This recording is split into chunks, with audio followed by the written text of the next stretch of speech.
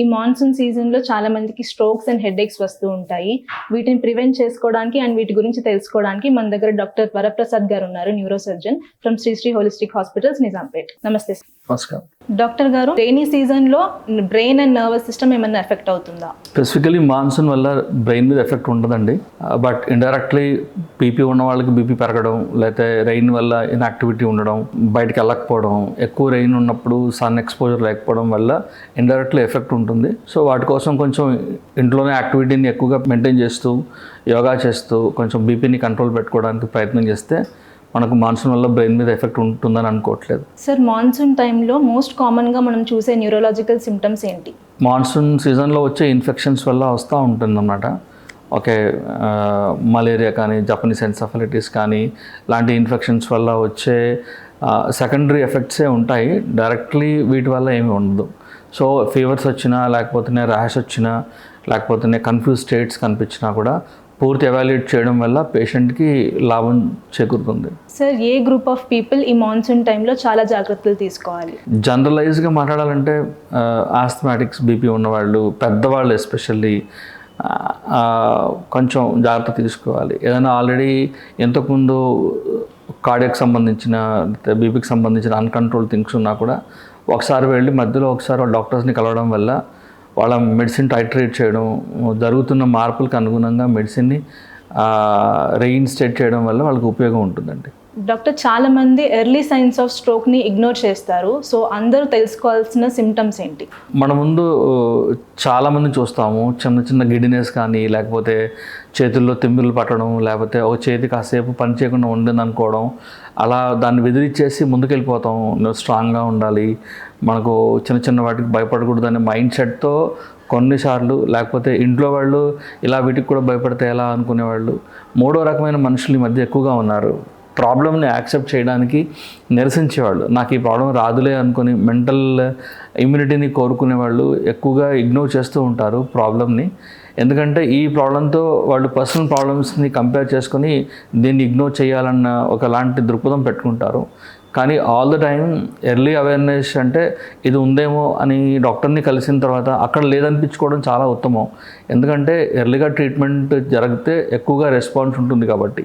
Doctor, be fast rule simple టర్మ్స్లో explain చేయండి. అండి, ఫాస్ట్ అంటే ఫేషియల్ అసిమెట్రీ. మనకు స్ట్రోక్ వస్తే ఒకవైపు మూతి వంకర పోవడం, తర్వాత ఒక చేతి వీక్ అవ్వడం, కాలు కానీ చేయి కానీ, స్పీచ్ సరిగ్గా ఉండకపోవడం, ఈ మూడు లక్షణాలు ఎప్పుడైతే మనకు కనిపిస్తాయో, మొదట్లో ఏ ఒక్కటి కనిపించినా అది సిగ్నిఫికెంట్ అనిపించినప్పుడు టైం మ్యాటర్స్ అనమాట. ఫాస్ట్లో ఆఖరిలో ఉండే టీ అనేది టైం. ఎంత త్వరగా మనం అంటే ట్రీట్మెంట్ చేయించుకోగలిగే అవకాశం ఉంటే అంత గొప్పగా మనం లాభపడతాం. ఎందుకంటే అండి, ఒక నిమిషం నుంచి మనం ట్రీట్మెంట్ తీసుకునే టైం గ్యాప్లో ఒక దగ్గర 2 మిలియన్ న్యూరాన్స్ని మనం పోగొట్టుకుంటాం బ్రెయిన్లోంచి. సో దాన్ని కాపాడుకోవడం చేసే ప్రయత్నం.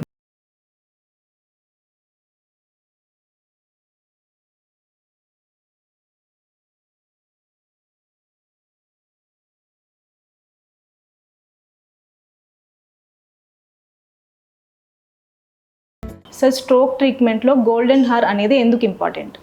ఇందాక అన్నట్టుగా టైం గడిచే కొద్దిగా బ్రెయిన్లో కొంత భాగం ఎక్కడైతే స్ట్రోక్ వచ్చిందో ఆ చుట్టూతో నరాలన్నీ కూడా పాడైపోతుంటాయి ఆక్సిజన్ అందక. సో పాడైపోవడం అంటే కాసేపు కొంతవరకు రికవర్ అయ్యే ఛాన్స్ ఉండేవి కూడా మనం ట్రీట్మెంట్ లేట్ చేయడం వల్ల మొత్తంగా చచ్చిపోతాయి ఆక్సిజన్ అందక.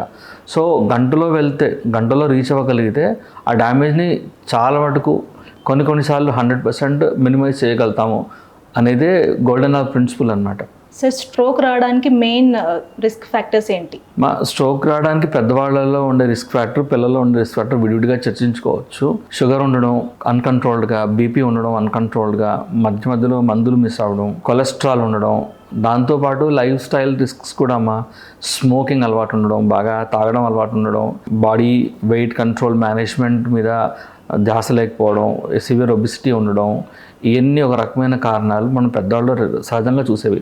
చిన్నాళ్ళలో కూడా మామూలుగా అడాల్సెంట్ టీన్స్లో ఉండే వాళ్ళల్లో కనిపించే స్ట్రోక్స్కి కారణాలు ఏంటంటే జెనెటికల్ కండిషన్స్ ఉంటాయి కొన్ని, లైక్ ప్రోటీన్ సి డెఫిషియన్సీ అని, తర్వాత యాంటీఫాస్ఫోలిపిడ్ వాటి కారణాలని చెప్పేసి, ఇన్ఫ్లమేటరీ కారణాలు, ఇమ్యూనిటీ కారణాలని చెప్తాం మనం. ఇలాగే రక్తం గడ్డకట్టుకోవడానికి ఉపయోగపడే కారకాలన్నీ ఎక్కువ అవ్వడం, రక్తం గడ్డకట్టకుండా కాపాడే కారకాలన్నీ మరీ తక్కువ అవ్వడం, ఇలాంటి కారణాల వల్ల యంగ్ ఏజ్లో కూడా స్ట్రోక్స్ వస్తాయి. చిన్నపిల్లల్లో ఎక్కువగా స్ట్రోక్స్ రావడానికి జెనెటిక్ కండిషన్స్తో పాటు నెఫ్రోటిక్ సిండ్రోమ్ లాంటి కారణాలు కూడా, ఎక్కువ ప్రోటీన్ లాస్ అయిపోయి రక్తం గడ్డకట్టుకోవడానికి ఉపయోగపడే ప్రోటీన్స్ తక్కువ పడి, ఇలాంటి కారణాల చేత మనకి స్ట్రోక్ వస్తూ ఉంటుందన్నమాట. సో స్ట్రోక్ అనేది యంగర్ పీపుల్లో కూడా వస్తుందా? వస్తుందండి. ఇందాక చెప్పినట్టు ఈ మధ్య కాలంలో ఎక్కువగా చూస్తున్నాం యంగర్ పీపుల్లో రావడం. సడన్గా ఎవరికైనా ఇంట్లో స్ట్రోక్ వస్తే ఫ్యామిలీ మెంబర్స్ తీసుకోవాల్సిన జాగ్రత్తలు ఏంటి సార్? అమ్మ, near by stroke treatment complete facilitation ఉన్న హాస్పిటల్కి చేరడం చాలా ఉత్తమం అమ్మ. అంటే సిటీ స్కాన్, ఎంఆర్ఐ లాంటి ఫెసిలిటీస్ ఉండి స్ట్రోక్ని మేనేజ్ చేయగలిగే సిస్టమ్ ఉంది అన్న హాస్పిటల్ ఏది దగ్గర ఉన్నా ముందు చేరడం చాలా ఇంపార్టెంట్. సార్, రైనీ సీజన్లో రోడ్ ట్రాఫిక్ యాక్సిడెంట్స్ ఎక్కువ చూస్తూ ఉంటాం కదా, so how serious and head injury can be? మనం చాలామందిని చూస్తాం, రోడ్డు పైన వెళ్ళేటప్పుడు యాక్సిడెంట్ అవుతుంది, కింద పడుతుంది, తలకు దెబ్బ తగిలి కాసేపు లేవలేకపోవడం, మనం పిలిస్తే కానీ పలక్కలేకపోవడం, అంటే అన్కాన్షియస్ అవ్వడం. కొంతమంది చూస్తాము అన్కాన్షియస్గా ఉండి చెవుల్లోంచి రక్తం వస్తూ ఉంటుంది, ముక్కులోంచి రక్తం వస్తూ ఉంటుంది. ఇదొక సివియారిటీ అనమాట. ఇంకొంతమందికి ఫిట్స్ కూడా వచ్చేస్తుంటాయి దెబ్బ తగిలిన తర్వాత. వీటన్నిటిని, ఈ 3 రకాల కారణాలు, ముక్కులోంచి చెవులోంచి రక్తం రావడం, ఫిట్స్ రావడం, పేషెంట్ స్పృహ తప్పి ఉండడం, కాసేపటి దాకా కన్ఫ్యూజ్డ్గా ఉండడం, పలకలేకపోవడం, రెస్పాండ్ అవ్వలేకపోవడం, ఇవన్నీ కూడా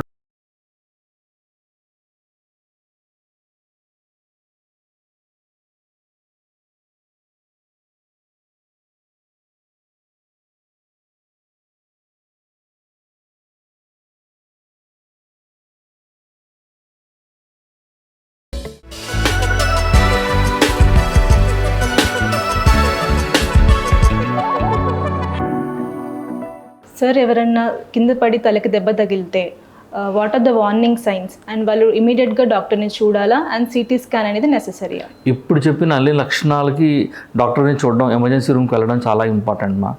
ఇందాక నేను చెప్పినట్టు ఆ లక్షణాలు ఎవరికి ఉన్నా కూడా సిటీ స్కాన్ అవసరం పడుతుంది.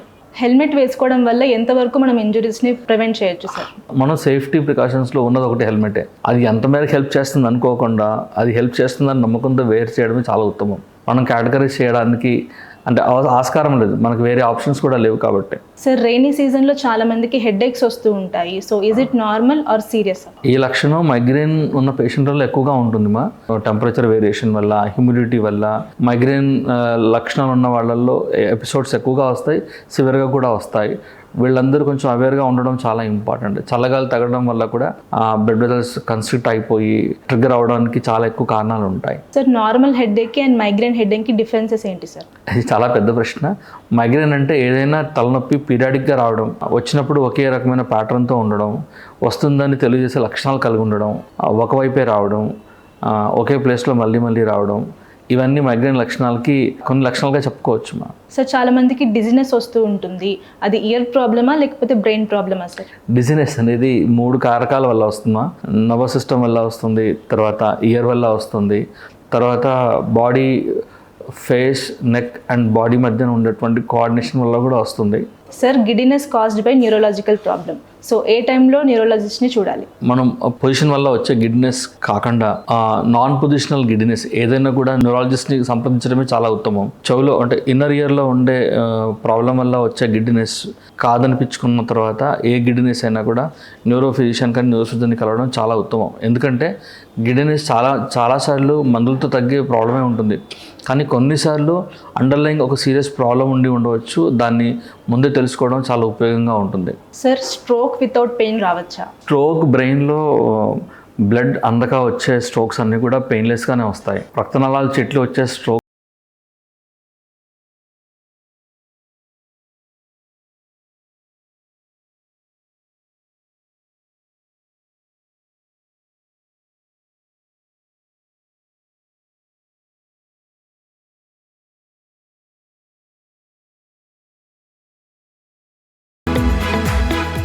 Sir, biggest myths regarding stroke everyone should avoid?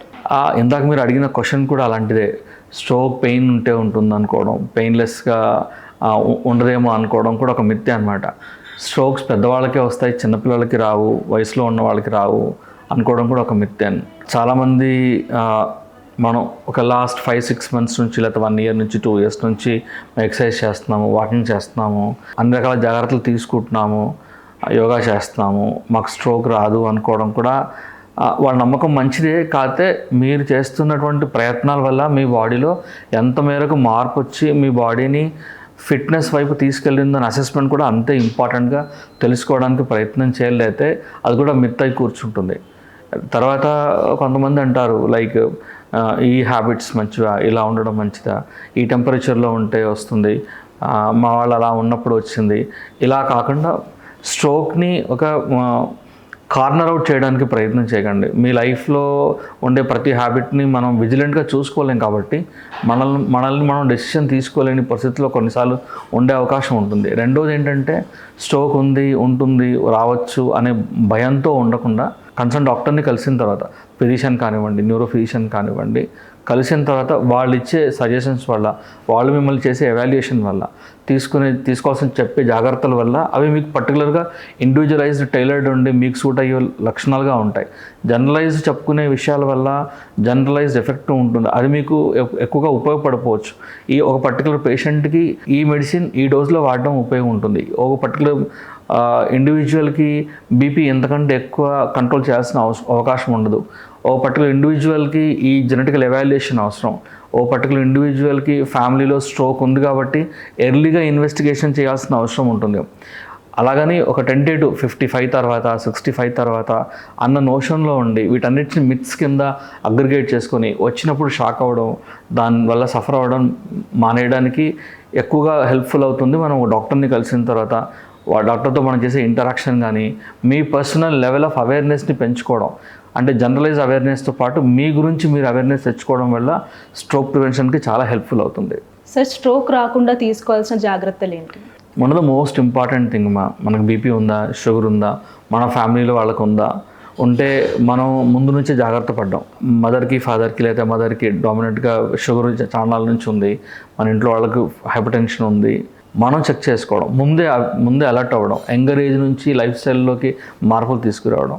మనకు ప్రీ డయాబెటిక్ స్టేట్ ఉన్న, హైపర్టెన్సివ్ స్టేట్, అకేషనల్ బీపీ అప్పుడప్పుడు వస్తుంది అనుకున్నా కూడా నెగ్లెక్ట్ చేసుకోకుండా రెగ్యులర్ విజిట్స్కి వెళ్ళడం, డాక్టర్ని కలవడం, దానిపైన ఇప్పుడు మీకున్న ఎగ్జాక్ట్ సిచ్యువేషన్ పైన అవగాహన పెంచుకోవడం. రెండవది వెరీ క్లియర్ కట్గా మీ లైఫ్ స్టైల్ చేంజెస్ని అడాప్ట్ చేసుకోవడం, అడాప్ట్ చేసి అడిక్వసీ వచ్చిందా లేదా మళ్ళీ క్రాస్ కన్ఫర్మ్ చేసుకోవడం, ఇది చాలా చాలా అవసరం. అండ్ డాక్టర్ గారు చెప్పిన మెడిసిన్ వేసుకోవడం కూడా చాలామందిలో ఒక అపోహ ఉంటుంది. ఒకసారి బీపీ మెడిసిన్ స్టార్ట్ చేశాక మళ్ళీ మానలేము, సో స్టార్ట్ చేయడం ఇప్పుడే ఎందుకు అని చెప్పేసి విత్హోల్డ్ చేస్తూ ఉంటారు. ఒకప్పటి లాంటి కండిషన్స్ లేవు ఇప్పుడు. మనం తీసుకునే ఫుడ్ వల్ల కానీ, మనం ఉన్న ఎన్విరాన్మెంట్ వల్ల కానివ్వండి, మనం చూస్ చేసుకున్న లైఫ్ స్టైల్లో ఉండే స్ట్రెస్ వల్ల కానివ్వండి, ఒకప్పటిలాగా హైపర్ టెన్షన్ మేనేజ్మెంట్ ఏదో ఒక కారణాన్ని గట్టిగా హోల్డ్ చేసి ఈ లైఫ్ స్టైల్ మేనేజ్మెంట్ వల్ల కంట్రోల్ అవుతుంది అనుకోవడం కూడా ఒకలాంటి అపోహే మాత్రం అవుతుంది. అంటే క్లియర్ చెప్పడం ప్రయత్నం చేస్తున్నాం అంటే మీ లైఫ్ స్టైల్ మిమ్మల్ని ఎంత బ్యాలెన్స్లో ఉంచుతుంది, మీ మెడిసిన్ ఎంత బ్యాలెన్స్గా ఉంచుతుంది, మీ హైపర్ టెన్షన్ని, మీ స్ట్రెస్ ఫ్యాక్టర్స్ని మీరు ఎలాగ డిఫ్యూజ్ చేసుకోవడానికి ప్రయత్నం చేస్తున్నారు, వీటన్నిటి క్యుములేటివ్ ఎఫెక్ట్ వల్ల స్ట్రోక్ అనే సమస్య మీకు దరిచేరకుండా మీరు తీసుకుంటే అన్ని ప్రయత్నాలు క్యుములేటివ్లీ మీకు ఎంత ఉపయోగపడుతున్నాయో తెలుసుకునే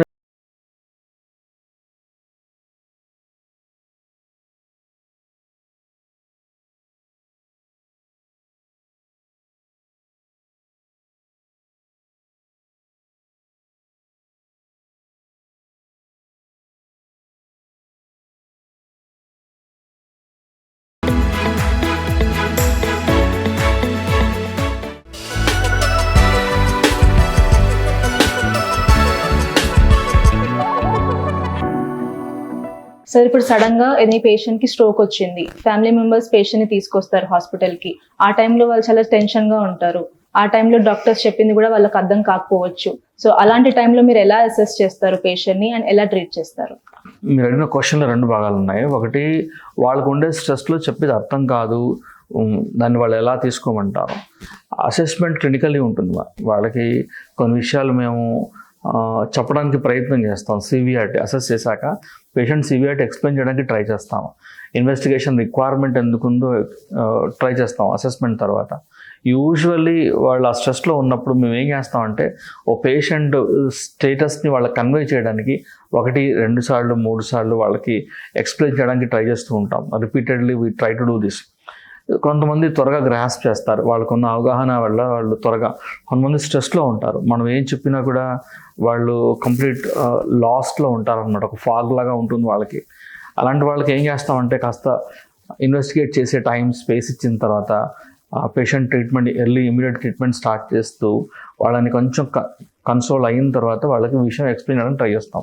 మామూలుగా ఎలా ఉంటుంది, మా స్ట్రోక్ వచ్చిన పేషెంట్ని క్లినికల్లీ ఇన్వెస్టిగేట్ చేశాక ఇది డెఫినెట్లీ స్ట్రోక్, బ్రెయిన్ స్ట్రోక్ అని కన్ఫర్మ్ అయిన తర్వాత ఫర్దర్ కన్ఫర్మేషన్ కోసం మనం సిటీ స్కాన్ కానీ ఎంఆర్ఐ చేస్తాం. సో సిటీ స్కాన్ చేసిన తర్వాత సిటీ స్కాన్లో ఇది ఇస్కిమిక్ స్ట్రోక్ అంటే బ్లడ్ ఆగిపోవడం వల్ల వచ్చింది, బ్లీడ్ కాదు అనుకున్నప్పుడు వెంటనే ఎంఆర్ఐ పంపిస్తాం. సో కొంతమందిలో ఈ లిమిటేషన్ లేదనుకోండి, city MRI most of the times directly మనం ఎంఆర్ఐ చేస్తాం, విండో పీరియడ్లో వస్తాం. ఇందాక మనం మాట్లాడుకున్నట్టు గోల్డెన్ అవర్లో కానీ లేకపోతే 4.5 hours మధ్యలో కానీ వచ్చిన పేషెంట్ని డైరెక్ట్గా ఎంఆర్ఐ చేస్తాం. ఎంఆర్ఐ చేసిన తర్వాత ఎంఆర్ఐలో పేషెంట్కి స్ట్రోక్ ఉందనుకోండి, ఆ స్ట్రోక్ అసెస్ చేసుకొని వెంటనే మనం ఏం చేయాలి, స్ట్రోక్ చిన్నగా ఉంది లేకపోతే చిన్న వెజల్లో వచ్చింది, మందులతో ట్రీట్మెంట్ చేయొచ్చు. పెద్ద వెజల్లో ఉంది, థ్రాంబెక్టమీ చేస్తే అంటే లోపల ఏదైతే గడ్డగట్టుకొని ఉంటుందో రక్తనాళాల్లో దాన్ని తీసే అవకాశం ఉంటే దానివల్ల పేషెంట్కి ఎంత లాభం ఉంటుంది, ఈ అసెస్మెంట్ చూసుకొని మేము పేషెంట్ చెప్తాం అన్నమాట.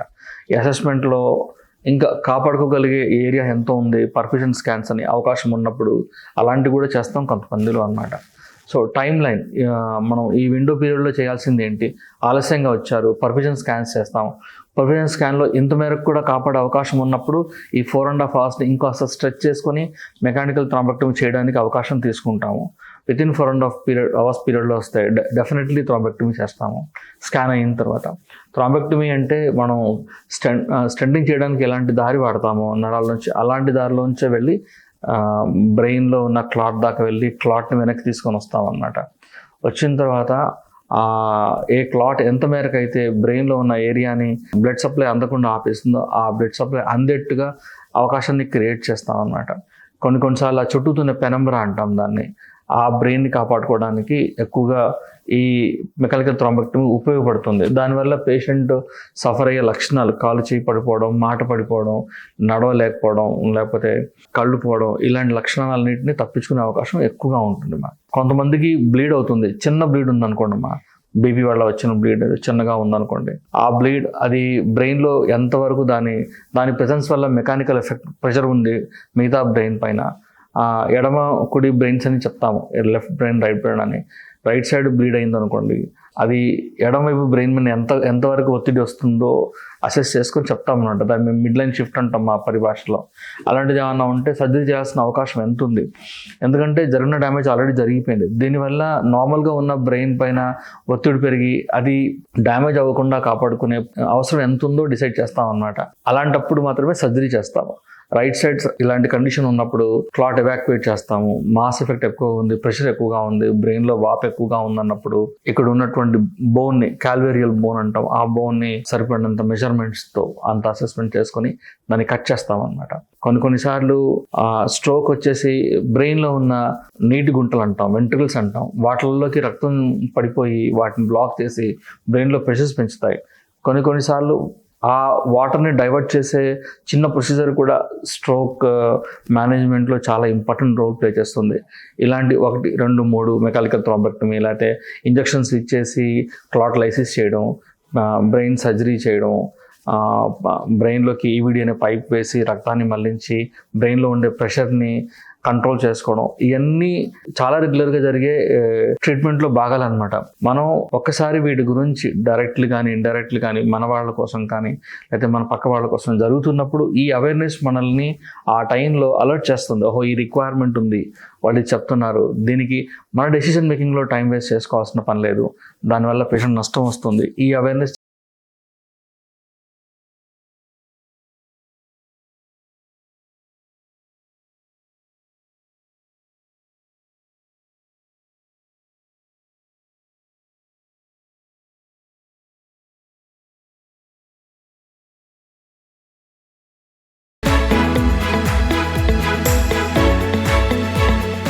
సార్ స్ట్రోక్ పేషెంట్ హాస్పిటల్లో ట్రీట్మెంట్ తీసుకొని డిశ్చార్జ్ అయ్యాక ఇంట్లో తీసుకోవాల్సిన జాగ్రత్తలు ఏంటి? Most of the times continuous physiotherapy, continuous BP controlling measures, continuous sugar controlling measures, కొన్ని అవసరాలలో ఫిట్స్ కంట్రోల్ చేసే మెడిసిన్ కూడా రాసిస్తాం.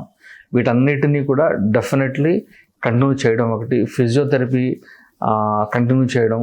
వీటన్నిటికీ మించి పేషెంట్లో జరుగుతున్న మార్పులు, మంచి చెడు 2 మార్పుల మీద ఒకలాంటి ఓరియంటేషను మనం కుదిరితే వాటన్నిటిని చాకౌట్ చేసి పెట్టుకొని మళ్ళీ డాక్టర్ విజిట్స్కి వెళ్ళినప్పుడు డాక్టర్తో డిస్కస్ చేయడం. ఏదైనా ప్రోగ్నోసిస్ పీరియడ్లో అంటే కన్వాలసెన్స్ పీరియడ్లో, బయటకు వచ్చే పీరియడ్లో తనలో ఏదైనా ఎక్స్పెక్ట్ చేయని లక్షణం కనిపిస్తే వెంటనే దాన్ని రిపోర్ట్ చేయడం, డాక్టర్ దగ్గర తీసుకెళ్లాల్సిన అవసరం ఉందా లేదా కన్ఫర్మ్ చేసుకోవడం. ఏ చిన్న డౌట్ అయినా కూడా హెసిటేట్ చేయకుండా ఒకసారి డిస్కస్ చేయడానికి ప్రయత్నం చేయడం డాక్టర్స్ టీమ్ తోటి చాలా ఉపయోగపడుతుంది. థ్యాంక్ యూ డాక్టర్, చాలా వాల్యుబుల్ ఇన్ఫర్మేషన్ షేర్ చేసినందుకు. చూసారు కదా వ్యూవర్స్, మీకు కూడా ఇలాంటి సందేహాలు ఏమన్నా ఉంటే you can consult doctor Varaprasad, neurosurgeon at Sri holistic hospital,